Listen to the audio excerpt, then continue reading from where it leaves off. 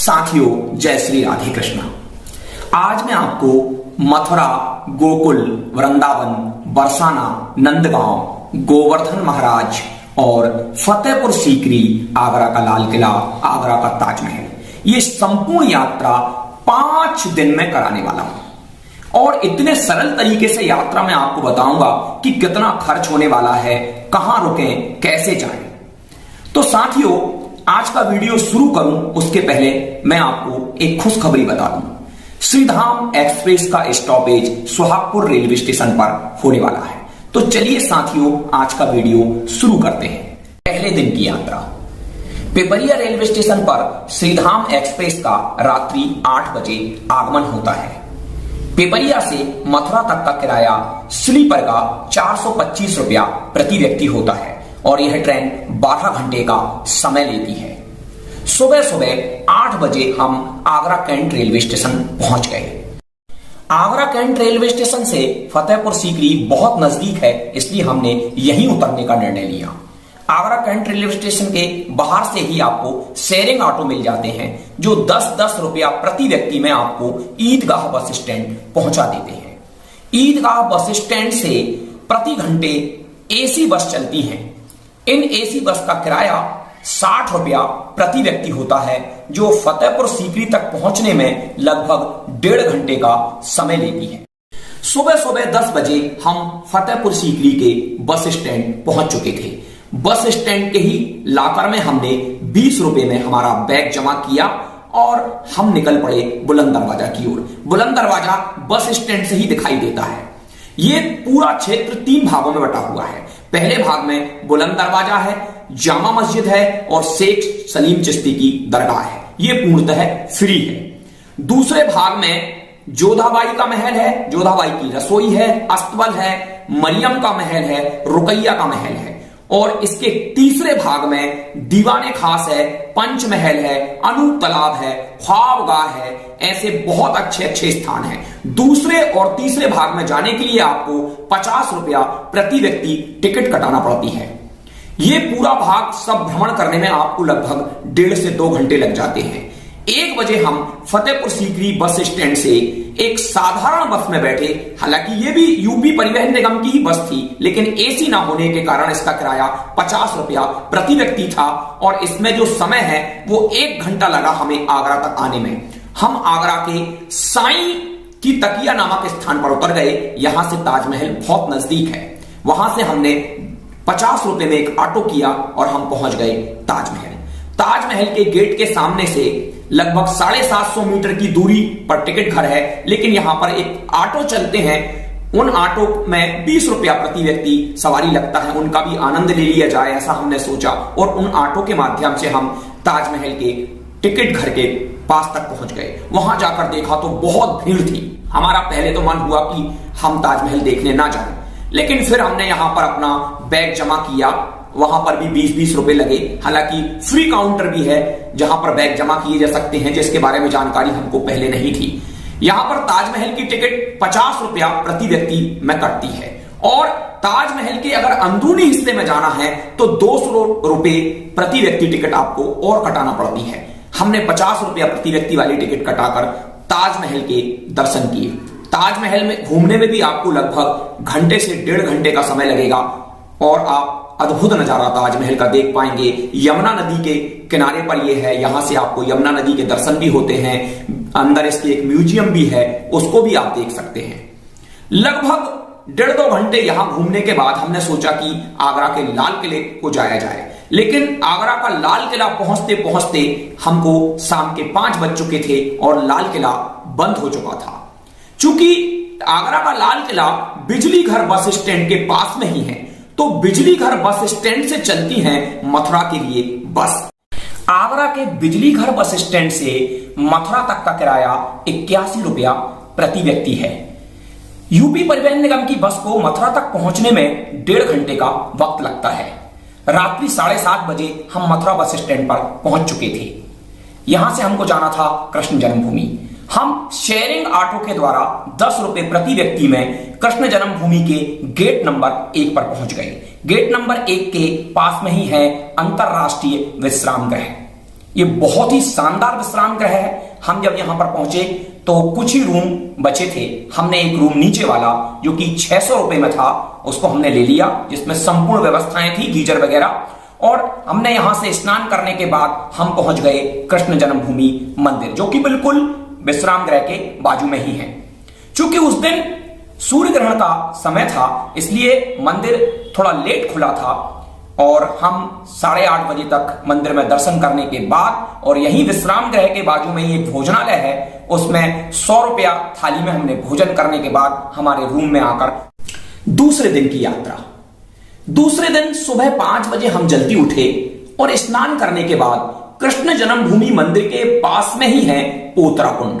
पोतरा कुंड के दर्शन करने के बाद हमको जाना था द्वारकाधीश मंदिर। क्योंकि इस दिन गोवर्धन पूजा का दिन था तो ऑटो नहीं मिल रहे थे, इसलिए हम द्वारकाधीश मंदिर की ओर पैदल ही चल पड़े। द्वारकाधीश मंदिर कृष्ण जन्मभूमि मंदिर से 4 किलोमीटर दूर है। द्वारकाधीश मंदिर से लगा लगाया है विश्राम घाट 200 मीटर की दूरी पर। तो हम सबसे पहले पहुंच गए विश्राम घाट, यमुना मैया के दर्शन किए। यम और यमुना का मंदिर भी यहीं पर है। हमने वहां पर भी दर्शन करने के बाद हमने यमुना मैया का छींटे हमारे ऊपर मारे और उसके बाद द्वारकाधीश मंदिर में हमने दर्शन किए। द्वारकाधीश मंदिर से 500 मीटर की दूरी पर है कंस किला। कंस किला खंडर हो चुका है लेकिन बहुत भव्य इमारत है। और कंस किला की हम सीढ़ियों वाले रास्ते से उतरकर हमने एक ऑटो किया जो कि 100 रुपए में कंप्लीट ऑटो था, और वहां से हम पहुंच गए कृष्ण जन्मभूमि। कृष्ण जन्मभूमि पहुंचते पहुंचते हमको 11 बज चुके थे। 500 रुपए में हमने यहां से भी एक ऑटो किया और जो हमको पूरी गोकुल यात्रा कराने वाला था। सबसे पहले हम गोकुल यात्रा में पहुंचे ठकुरानी माता के मंदिर। ठकुरानी माता मंदिर वहीं पास में ही है नंद भवन। और यहां से फिर हम ऑटो द्वारा पहुंचे रमण रेती। बहुत ही भव्य मंदिर, बहुत भव्य आश्रम जहां पर हाथी पूजा करता है, जिसका एक वीडियो चैनल पर है। वैसे सारी मंदिरों के वीडियो आपको चैनल पर मिलने वाले हैं, इसी के डिस्क्रिप्शन में मैं डाल दूंगा। और रमण रेती मंदिर के बाद हम पहुंचे 64 खंबा मंदिर, जो कि पुरानी गोकुल के अंतर्गत आता है। यही बीच रास्ते में हमको पड़ता है ऊखल बंधन। और आगे हम पहुंचे ब्रह्मांड घाट, जहां पर भगवान श्री कृष्ण ने मिट्टी खाई थी। यहां पर ही चिंता हरणी महादेव का मंदिर भी है। इसके बाद हम यहां से वापस लौटे और लगभग 1 बजे के करीब हम मथुरा बस स्टैंड आ गए। अब यहां से हमको जाना था वृंदावन की ओर। यहां से मिलते हैं शेयरिंग ऑटो, जिनमें 20 रुपया प्रति व्यक्ति किराया लगता है। लेकिन चूंकि भीड़ ज्यादा होने के कारण हम 40 रुपया प्रति व्यक्ति किराया देकर हम पहुंच गए वृंदावन। वृंदावन बस स्टैंड के नजदीक बहुत सारी धर्मशालाएं हैं और हमने एक राजपूत गेस्ट हाउस में हमारे लिए रूम लिया, जो कि 600 रुपया प्रतिदिन के हिसाब से था। एक जरूरी सूचना यह है कि 12 बजे से 4 बजे तक ब्रज क्षेत्र के यानी मथुरा, वृंदावन, गोकुल, बरसाना, इनके सारे मंदिर बंद रहते हैं। इसलिए 12 से 4 तक आप किसी मंदिर के दर्शन नहीं कर पाएंगे। हमने रूम लिया और फ्रेश हो गए जब तक 4 बज चुके थे और हम निकल पड़े मंदिरों के दर्शन के लिए, ब्रज की गलियों में भ्रमण के लिए। आप जब भी वृंदावन जाएं तो पैदल ही मंदिर के दर्शन करें, आपको बड़ा ही आनंद आएगा। मथुरा वृंदावन बस स्टैंड के नजदीक ही है रंगजी मंदिर। सबसे पहले पहुंचे हम रंगजी मंदिर। हालांकि रंगजी मंदिर के सामने गोविंद देव जी मंदिर भी है, लेकिन इस दिन हमने गोविंद देव जी मंदिर के दर्शन नहीं किए। रंगजी मंदिर के बाद हम पहुंचे निधिवन मंदिर और निधिवन के बाद हम पहुंचे साहेजी मंदिर। साहेजी मंदिर से के बाद हम पहुंचे मीराबाई का मंदिर और मीराबाई के मंदिर के बाद हम पहुंचे सेवा कुंज और सेवा कुंज के बाद चैतन्य महाप्रभु का मंदिर भी हमको पड़ा। इसके बाद हम पहुंचे राधा दामोदर मंदिर। राधा दामोदर मंदिर बहुत विशाल मंदिर है जहां गोवर्धन शिला भी रखी हुई है। इसके बाद हम गए राधा वल्लभ मंदिर और राधा वल्लभ मंदिर के बाद हम पहुंच गए बांके बिहारी जी के मंदिर में। बांके बिहारी जी वृंदावन के राजा हैं और ये बहुत ही भव्य मंदिर है। आप इस मूर्ति से नजर नहीं मिला सकते। और 8:30 हमको इस समय बच चुके थे, इसलिए हमने वापसी यहां से की। बांके बिहारी मंदिर के सामने से हमने एक ऑटो किया 100 रुपए में और हम रूम पर आ गए। यह हमारी दूसरे दिन की यात्रा थी। तीसरे दिन की यात्रा हमारी सुबह 7 बजे शुरू होती है वृंदावन बस स्टैंड से।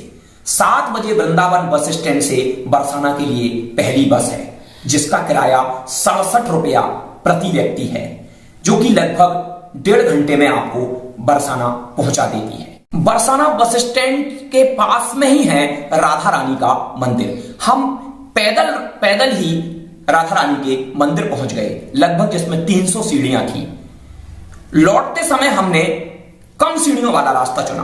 राधा रानी के मंदिर के ऊपर ही मान मंदिर भी है, लेकिन हम वहां नहीं गए। राधा रानी के मंदिर से हम नीचे जब कम सीढ़ियों वाले रास्ते से उतरे तो नीचे हमको एक ऑटो मिल गया। उस ऑटो की मदद से हम पहुंच गए कीर्ति मंदिर। कीर्ति मंदिर बहुत भव्य मंदिर है बरसाना का। 10 रुपया ऑटो में किराया देकर हम कीर्ति मंदिर पहुंचे और कीर्ति मंदिर के बाद पुनः हम बरसाना बस स्टैंड आ गए। लेकिन हमने सोचा कि मान मंदिर फिर से जाएं, इसलिए हम बरसाना मंदिर की ओर, राधा रानी के मंदिर की ओर पुनः गए और वहां पर एक राधा रानी भोजनालय था। वहां पर हमने 40 रुपए प्रति थाली में भोजन किया और पुनः हम वापस बरसाना बस स्टैंड लौट कर आ गए। यहां से हमने बस पकड़ी और हम आ गए गोवर्धन महाराज। गोवर्धन महाराज तक का किराया 40 रुपया प्रति व्यक्ति है और यहां से हमने 250 रुपए में एक ऑटो किया और गोवर्धन महाराज की परिक्रमा की। लगभग 1.5 से 2 घंटे में गोवर्धन महाराज की परिक्रमा हो जाती है।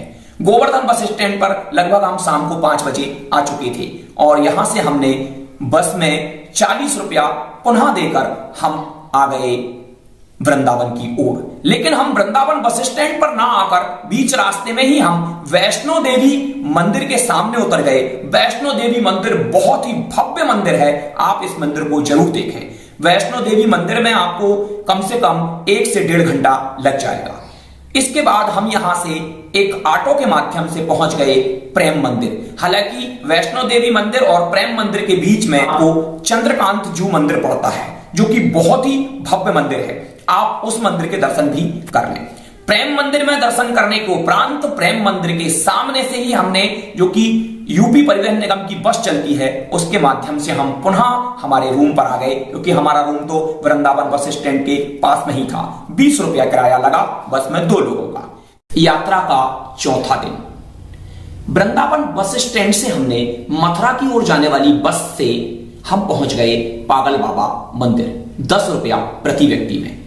पागल बाबा मंदिर 9 मंजिला मंदिर है, बहुत भव्य मंदिर है और पागल बाबा मंदिर से हमने एक ऑटो किया और 20 रुपया प्रति व्यक्ति के हिसाब से हम पहुंच गए इस्कॉन मंदिर। इस्कॉन मंदिर को कृष्ण बलराम मंदिर भी कहते हैं।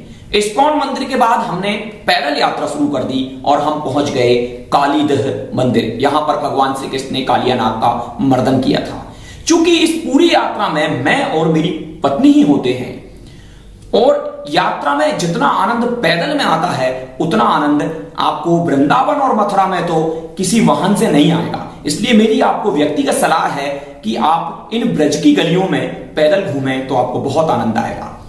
इसके बाद हम कालीदह मंदिर के सामने से हमने एक ऑटो किया और हम पहुंच गए कांच मंदिर, यानी कृष्ण प्रणामी मंदिर। बहुत भव्य मंदिर है और यहां से हम पैदल पहुंच गए श्री जी की रसोई, जहां पर मिलता है निःशुल्क भोजन, बहुत ही सुंदर भोजन। और श्री जी मंदिर के सामने ही है जयपुर मंदिर, बहुत भव्य मंदिर है। जो वृंदावन में रेलवे लाइन आई है वो इसी मंदिर के लिए लाए थे जयपुर के महाराज। और जयपुर मंदिर के सामने से हमने ऑटो किया 10 रुपया प्रति व्यक्ति के हिसाब से और हम पहुंच गए केसी घाट। केसी घाट, जहां पर केसी नामक दैत्य का भगवान श्री कृष्ण ने वध किया था। केसी घाट के सामने ही एक बंगालियों का मंदिर है, बहुत भव्य मंदिर है, जहां पर कीर्तन चल रही थी, उसका भी हमने आनंद लिया। आगे हम पहुंचे सुदामा कुटी और सुदामा कुटी के बाद हम पहुंचे बंसीवट मंदिर। बंसीवट मंदिर के बाद हम पहुंचे गुप्तेश्वर महादेव मंदिर। यह वृंदावन का बहुत ही महत्वपूर्ण मंदिर है। यहीं पर अन्नपूर्णा मंदिर है, आगे इसमें लाला बाबू का मंदिर है। ये सारे मंदिरों की कहानी चैनल पर डली है, डिस्क्रिप्शन बॉक्स में आपको इनकी लिंक मिल जाएगी। लाला बाबू के मंदिर के बाद हमने बहुत से मंदिरों के दर्शन किए, जिनमें ग्वालियर महाराज का मंदिर भी है, युगल किशोर मंदिर है। वृंदावन में मंदिरों की कोई कमी नहीं है, मंदिरों की गिनती आप वृंदावन में कर नहीं सकते। इसके बाद हम रणजी मंदिर के रास्ते पुनः अपने रूम पर आ गए और हमने रूम पर 2 घंटे विश्राम किया। शाम 4 बजे हम रूम से पुनः निकले मंदिरों के दर्शन के लिए। राम जी मंदिर के सामने ही गोविंद देव जी मंदिर है। हमने सबसे पहले उस गोविंद देव जी मंदिर के दर्शन किए जो पहले कभी 7 मंजिला था, अब 4 मंजिला है। गोविंद देव जी के मंदिर के सामने ही संकट मोचन हनुमान जी का मंदिर है, उसके दर्शन करने को उपरांत हम निकल गए शक्तिपीठ, कात्यायनी शक्तिपीठ, जो कि भगवान श्री कृष्ण की कुल देवी थी। कात्यायनी शक्तिपीठ के बाद हम पहुंचे जगन्नाथ मंदिर। केसी घाट पर यमुना मैया की शाम की आरती में हम सम्मिलित हुए और यहां से हम पुनः आ गए राधा रमण मंदिर। राधा रमण मंदिर ये भी वृंदावन का बहुत महत्वपूर्ण मंदिर है। राधा रमण मंदिर के बाद हम पुनः अपने रूम पर आ गए और हमारी चौथे दिन की यात्रा यही समाप्त होती है। 5वें दिन की यात्रा 40 रुपया किराया देकर हम पहुंच गए बांके बिहारी मंदिर के सामने। चूंकि बांके बिहारी मंदिर पर इस दिन बहुत भीड़ थी और शाम को हम दर्शन कर चुके थे, इसलिए हम बांके बिहारी मंदिर के पास में ही है मदन मोहन जी का मंदिर, जो कि 7 देवालयों में से एक है। हमने मदन मोहन मंदिर के दर्शन करने के उपरांत हम पहुंच गए यमुना मैया के घाटों के दर्शन हेतु।